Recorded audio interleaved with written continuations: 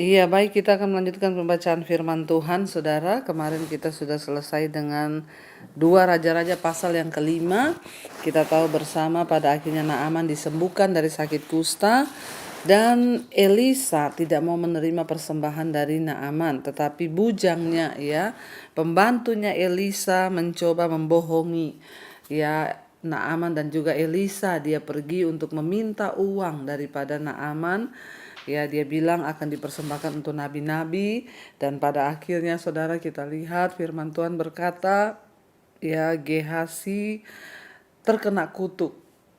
Elisa berkata, karena engkau membohongi, ya Tuhan, engkau berbohong untuk mendapatkan keuntungan uang, maka ya engkau memang mendapat uang itu, tetapi penyakit kusta Naaman itu akan pindah kepadamu dan keturunanmu, seluruh keluargamu. Dan apa yang terjadi? Seperti yang kita tahu, pada akhirnya Gehasi kena kusta, saudara. Makanya hati-hati, ya, ketika Gehasi keluar dari depannya, dan dengan demikian dia kena kusta putih seperti salju. Ya, hati-hati, jangan ya kita ini membohongi atau punya hati yang jahat, ya, hanya karena ingin mendapatkan keuntungan dalam hal apa saja, saudara, ya. Kita akan lanjutkan sekarang dua Raja-Raja pasal yang ke-6, kapak timbul mengapung. Ayat yang pertama, dua Raja-Raja pasal yang ke-6. Pada suatu hari berkatalah rombongan nabi kepada Elisa, cobalah lihat, tempat tinggal kami di dekatmu ini adalah terlalu sesak bagi kami.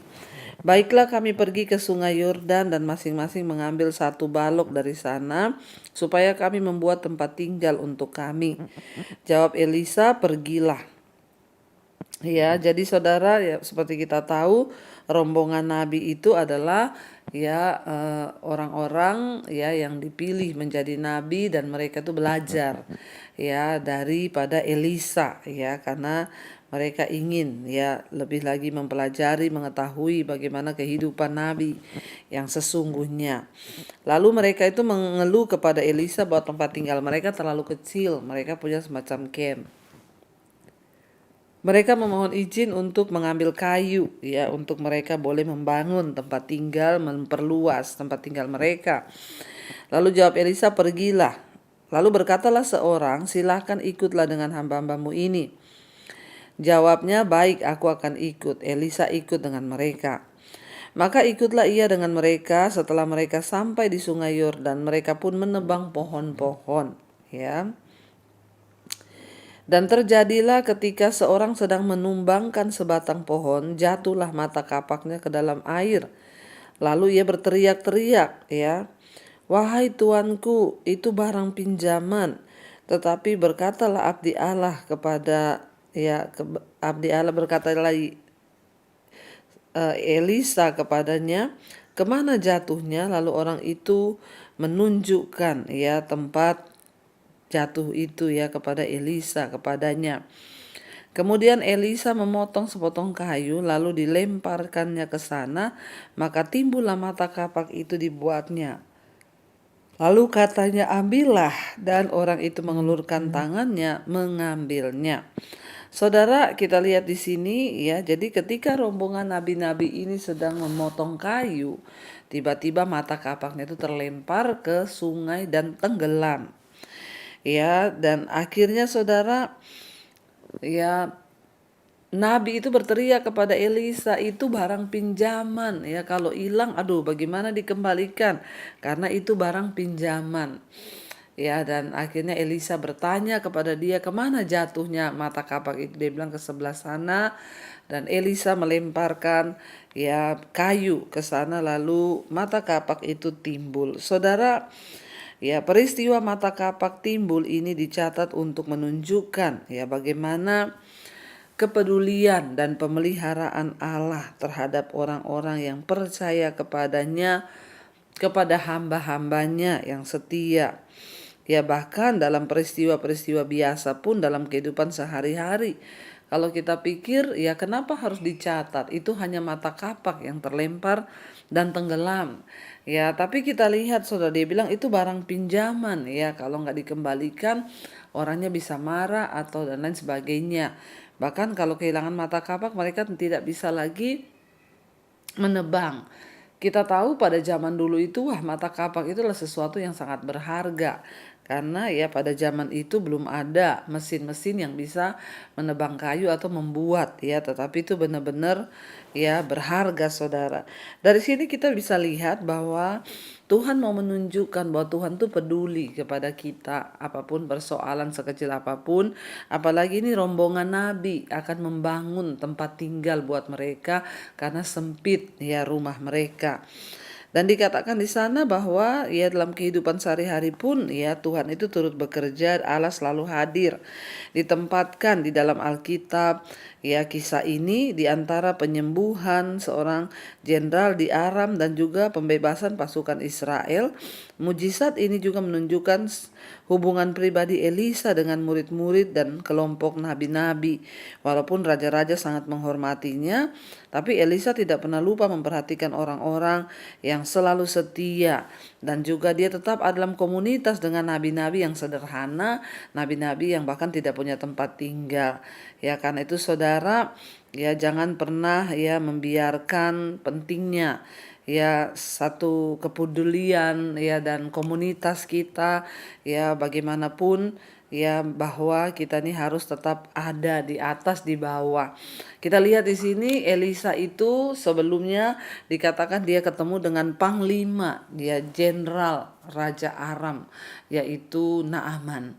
Tapi setelah itu ya dia kembali dengan ya kelompok kecil ini nabi-nabi yang kecil. Saya tuh bersyukur juga saudara ya kenapa kami juga selalu ya rutin mengadakan seminar hamba-hamba Tuhan ya kumpulkan mereka yang dari desa-desa ya karena saya juga melihat saudara ya ada begitu banyak orang ketika dia sudah ada di atas maka teman-temannya itu sudah jenderal-jenderal, sudah orang-orang penting ya dan dia melupakan orang-orang di bawah. Ya, saya sampai hari ini justru saya tuh sama suami kami bersyukur setiap kali kami ada di pelayanan yang seperti ini dengan hamba-hamba Tuhan di desa-desa.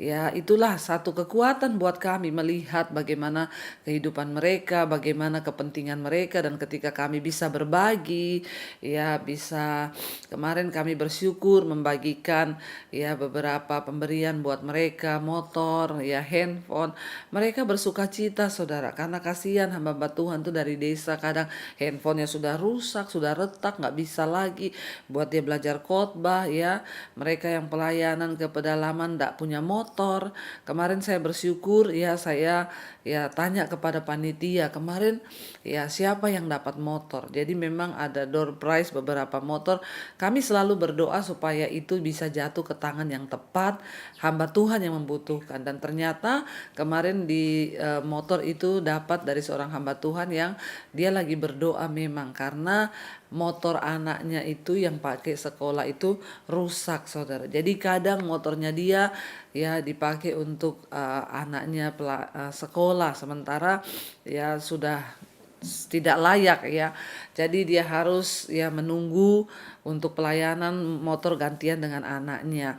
Puji Tuhan kemarin dia bersaksi ya dia mendapatkan sepeda motor ya dan beberapa saya melihat memang tepat sasaran. Saudara ya Elisa melakukan mujizat kepada nabi-nabi ini yang mereka dikatakan di situ tempat tinggalnya sudah sempit hanya dari kayu-kayu ya jadi Elisa itu dia bisa ketemu dengan jenderal dengan raja Israel ya karena raja Israel juga selalu membutuhkan suara Tuhan ya tetapi dia tidak melupakan komunitasnya rombongan nabi-nabi ini yang adalah hamba-hamba Tuhan. Dari sini kita bisa melihat saudara satu kisah ya bagaimana kisah ini ditulis setelah Elisa ketemu dengan seorang jenderal panglima satu kerajaan yang terkenal. Setelah itu dia kembali berjalan bersama dengan teman-temannya kelompok para nabi-nabi yang sederhana ya karena itu saudara tetaplah rendah hati tetaplah bersuka cita dan kita melihat akhirnya nabi-nabi nabi-nabi itu bisa membangun rumahnya, mereka menebang kayu,